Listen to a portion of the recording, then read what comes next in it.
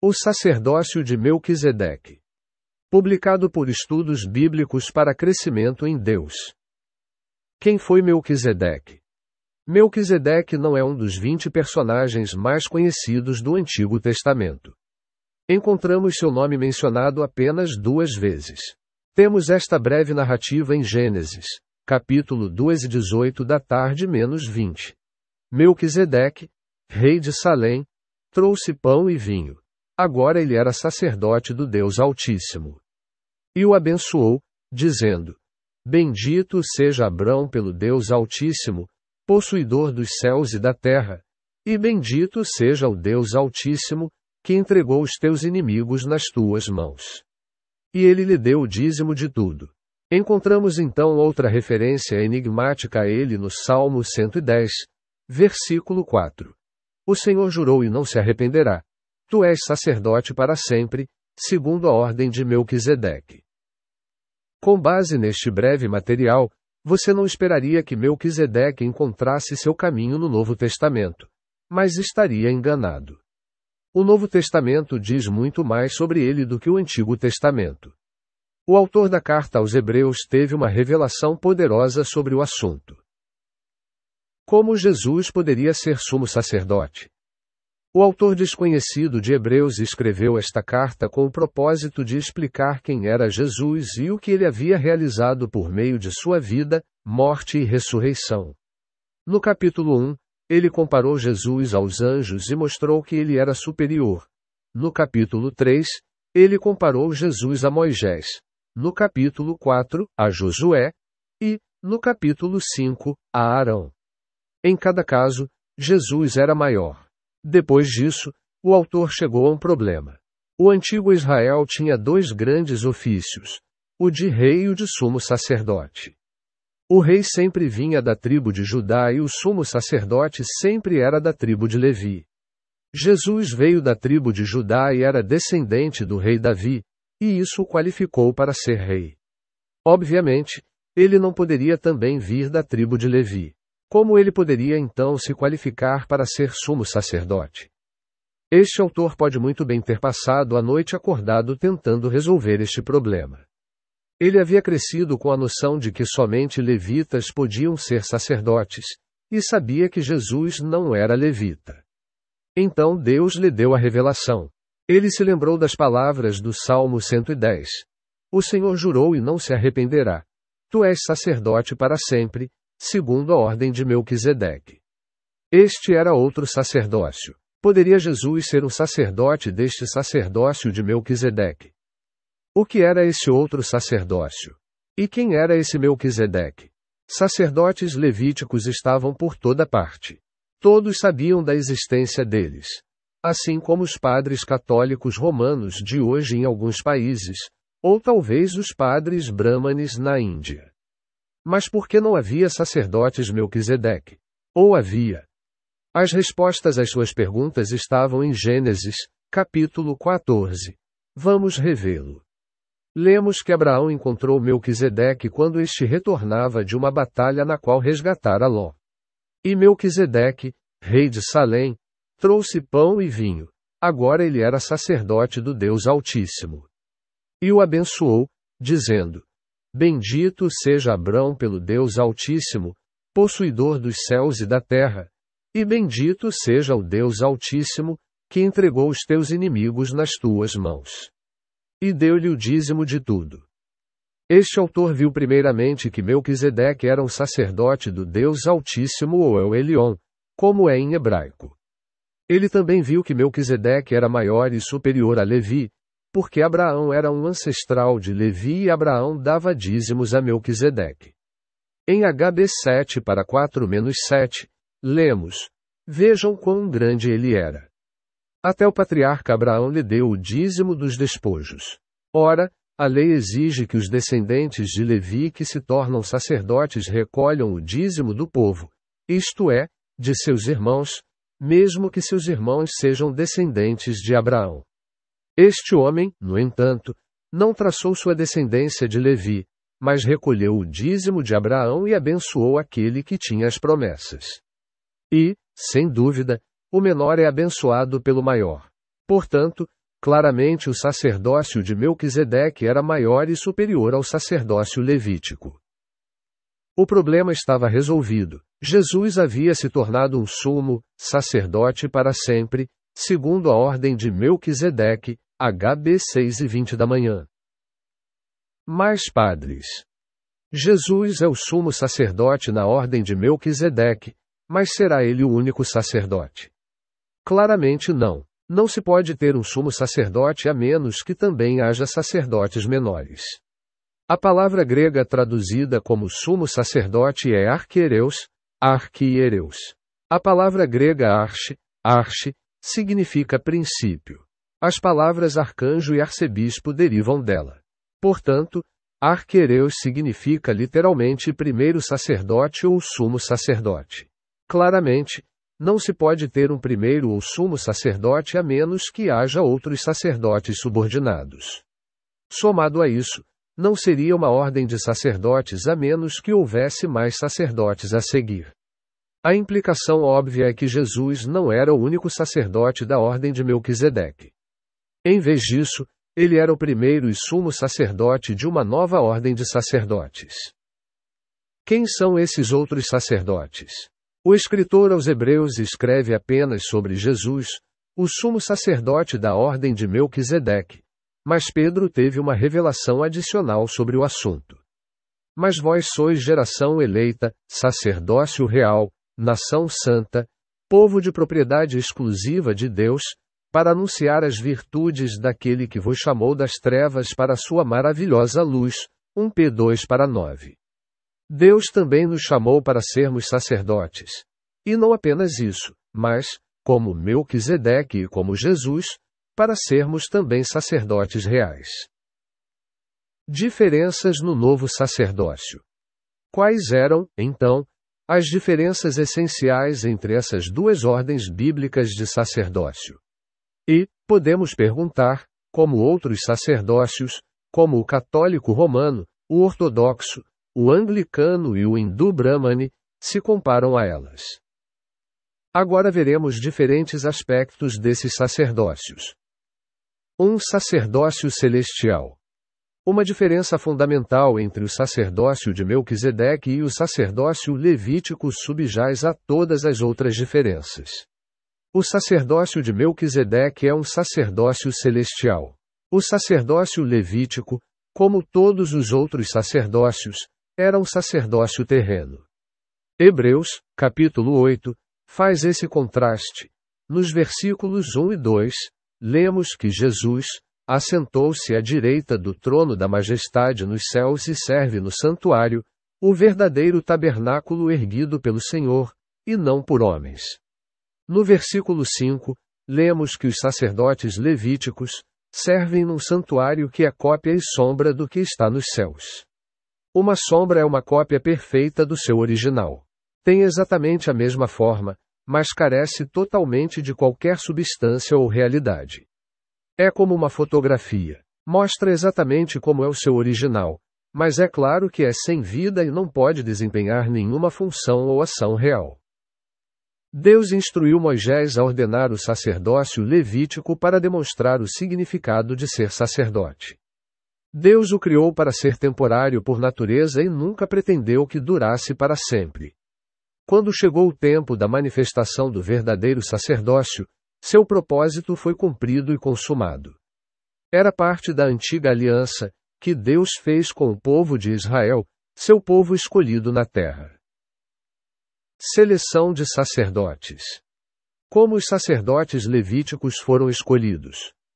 O sacerdócio levítico, assim como o sacerdócio brahmane, restringia-se a uma tribo ou casta específica e era passado de pai para filho. Somente membros da tribo de Levi podiam ser sacerdotes. O primeiro sacerdote levítico foi Arão. Deus instruiu Moisés a nomeá-lo sumo sacerdote. Encontramos a primeira menção disso em Êxodo 28:3.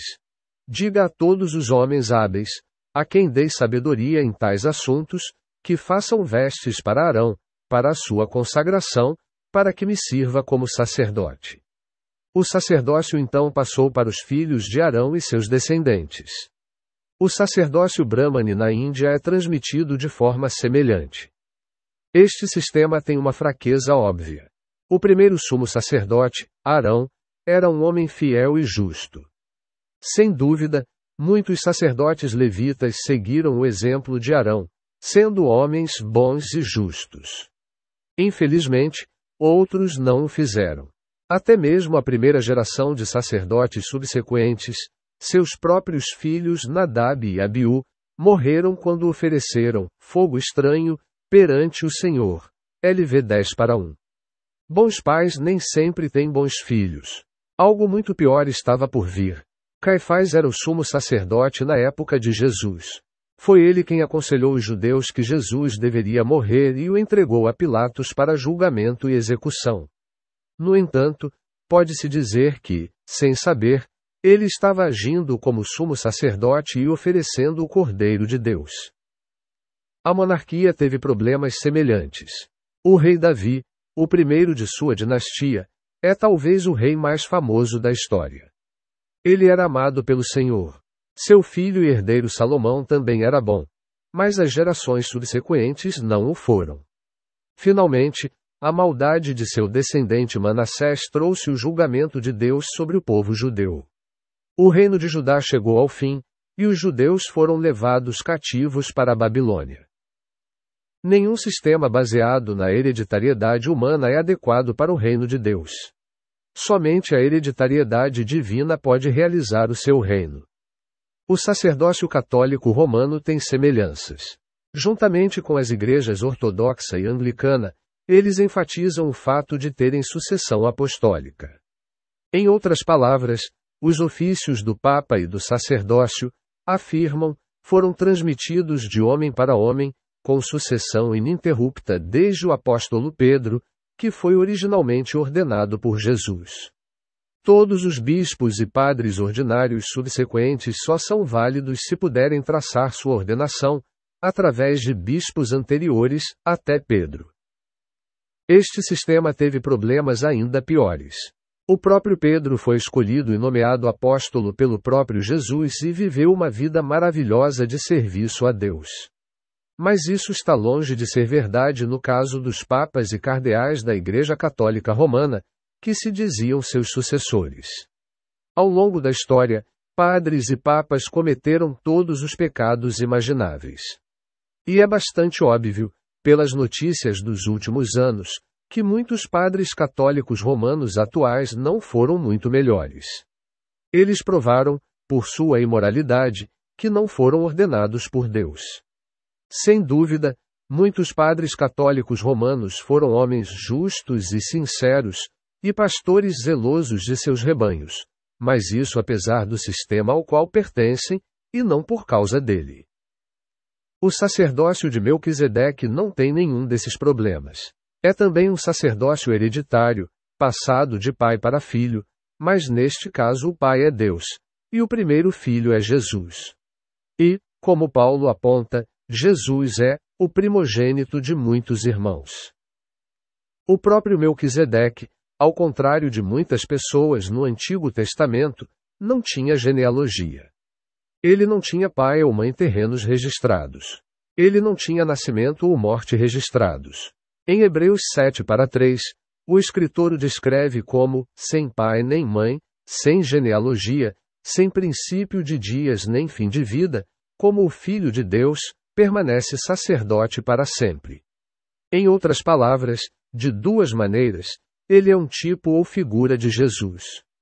Primeiro, ele não herdou o sacerdócio de seu pai, como os sacerdotes levíticos, mas o recebeu diretamente de Deus.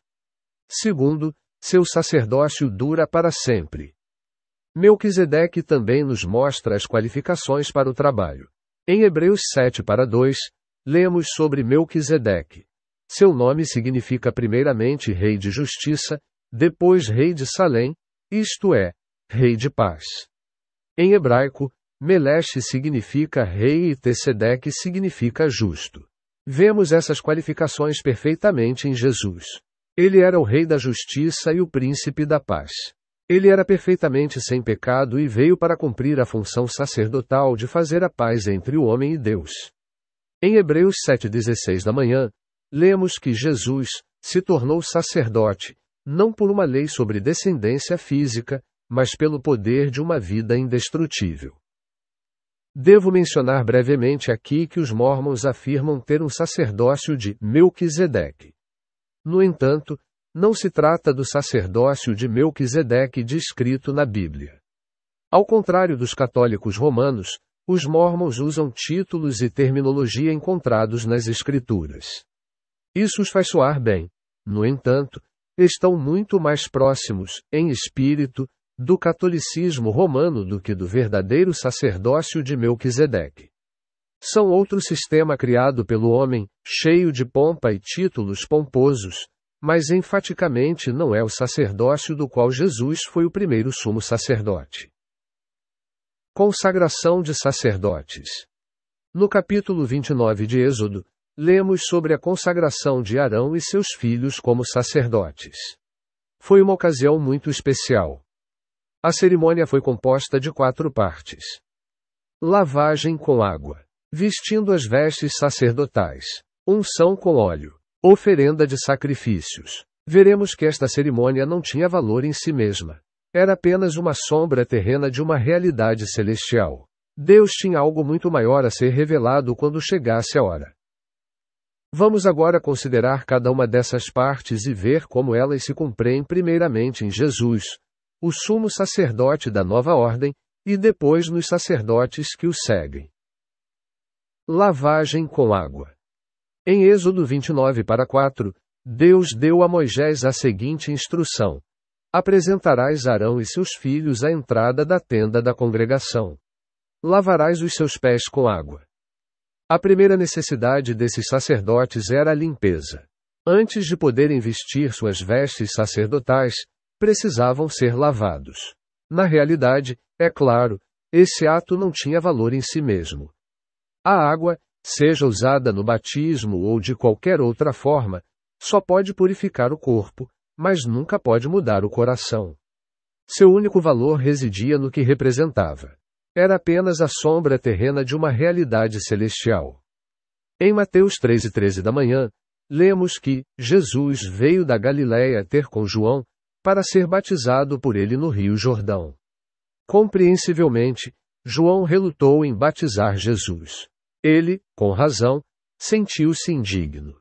No versículo 14, lemos: mas João o impedia, dizendo: eu é que preciso ser batizado por ti, e tu vens a mim. Então Jesus lhe respondeu: deixa por enquanto, pois nos convém cumprir toda a justiça.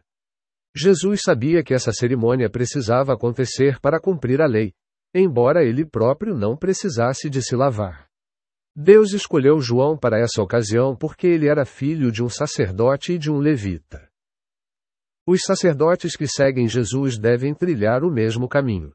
Primeiramente e fundamentalmente, devem ser lavados de seus pecados.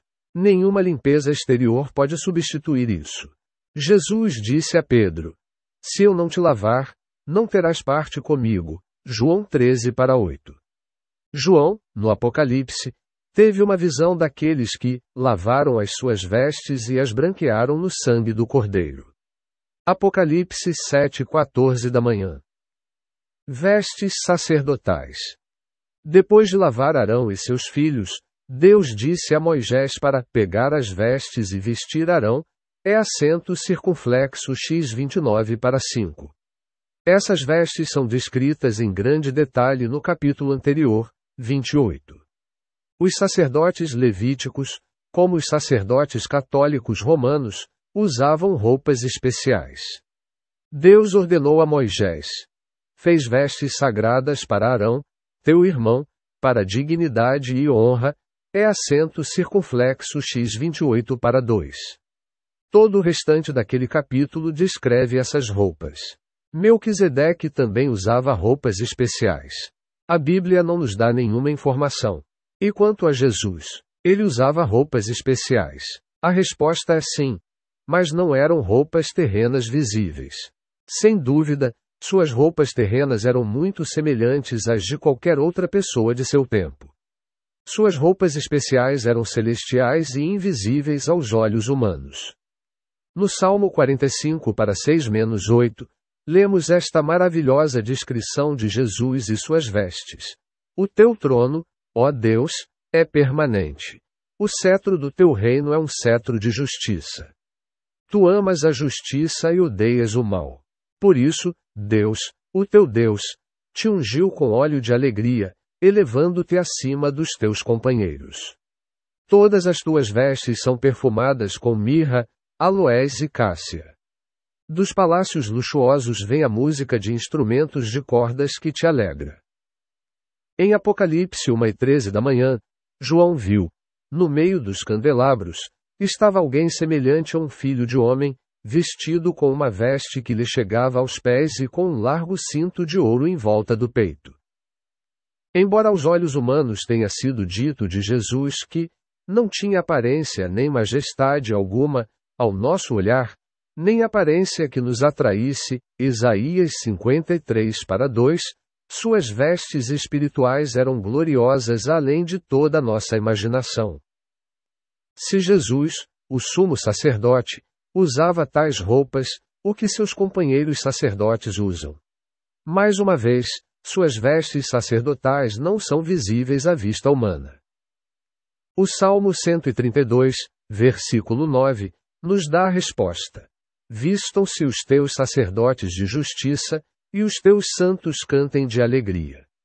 As vestes brancas visíveis parecem boas e limpas aos olhos humanos, mas as vestes brancas interiores da justiça são o que agradam a Deus e nos qualificam para sermos verdadeiros sacerdotes. Jamais alcançaremos, por nossos próprios esforços, os padrões de justiça de Deus. Isaías escreveu corretamente.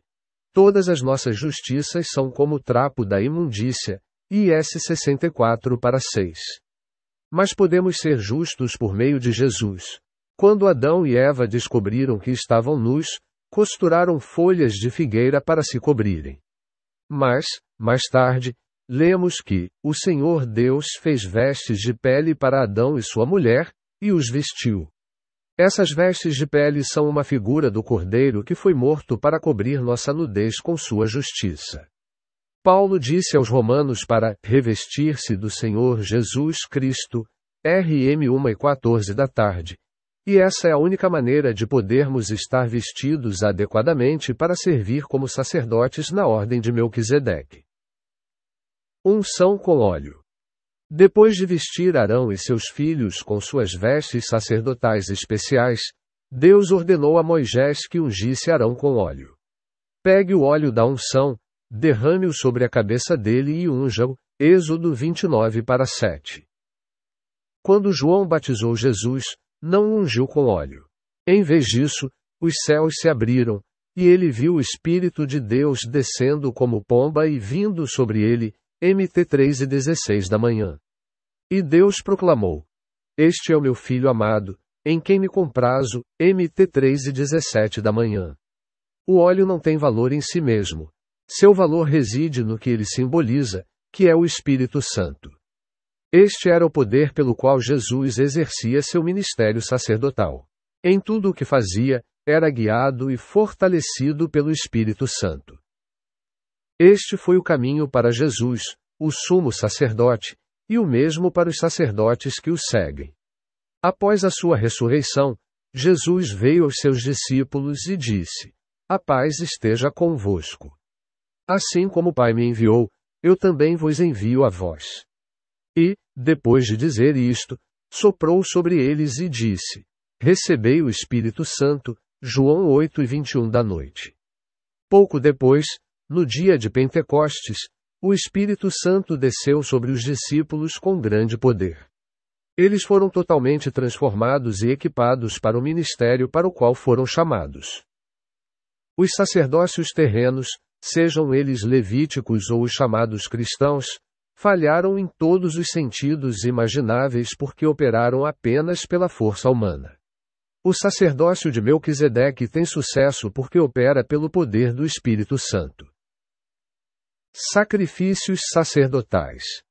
Em todas as religiões, Os sacerdotes afirmam e almejam ser mediadores entre Deus e o homem. Os sacerdotes levíticos eram responsáveis por trazer ofertas e sacrifícios a Deus em nome do povo. O livro de Levítico descreve as diversas ofertas em detalhes. Eles ofereciam tanto sacrifícios de animais quanto incenso a Deus. Os padres católicos romanos também afirmam trazer oferendas a Deus. Afirmam que, toda vez que celebram a missa, oferecem o corpo e o sangue de Cristo. Sacerdotes de outras religiões também trazem oferendas e sacrifícios em nome do povo. O que Jesus ofereceu, então? Em Hebreus 7:27 da manhã, lemos: ao contrário dos outros sumos sacerdotes, ele não precisa oferecer sacrifícios dia após dia, primeiro por seus próprios pecados e depois pelos pecados do povo. Ele ofereceu a si mesmo, uma vez por todas, sacrifício pelos pecados deles. Quando João Batista viu Jesus pela primeira vez, ele proferiu as palavras: eis o Cordeiro de Deus, que tira o pecado do mundo. João teve uma revelação profunda e maravilhosa de que Jesus era o cumprimento dos cordeiros sacrificiais do Antigo Testamento. Esses sacrifícios, em si mesmos, não tinham valor algum. Eram apenas sombras do único sacrifício verdadeiro que Jesus fez quando se ofereceu para morrer no Calvário. Jesus também fez outro sacrifício que agradou a Deus. Lemos em Hebreus 5:7. Durante os dias de sua vida na terra, Jesus ofereceu orações e súplicas, com grande clamor e lágrimas. Sua vida foi uma oferta contínua de oração e louvor ao Pai. Este é o verdadeiro significado do incenso que Arão ofereceu a Deus. O incenso é apenas uma sombra. A realidade é oração e louvor. Nós, que seguimos os passos do nosso Mestre, não podemos oferecer nossas vidas como sacrifício pelo pecado. Por um lado, não somos impecáveis como Jesus, e, por outro, o sacrifício de Jesus foi um sacrifício suficiente para todas as pessoas e para todos os tempos, e nunca precisa ser repetido. No entanto, podemos e devemos obedecer às palavras de Paulo aos Romanos. Portanto, irmãos, rogo-vos, pelas misericórdias de Deus, que ofereçais os vossos corpos como sacrifício vivo, santo e agradável a Deus. Este é o vosso culto racional. Podemos também oferecer a Deus o suave incenso da oração e do louvor. Se nos apresentarmos a Deus como sacrifícios vivos e lhe oferecermos continuamente nossa oração e louvor, também podemos ser sacerdotes na ordem de Melquisedeque.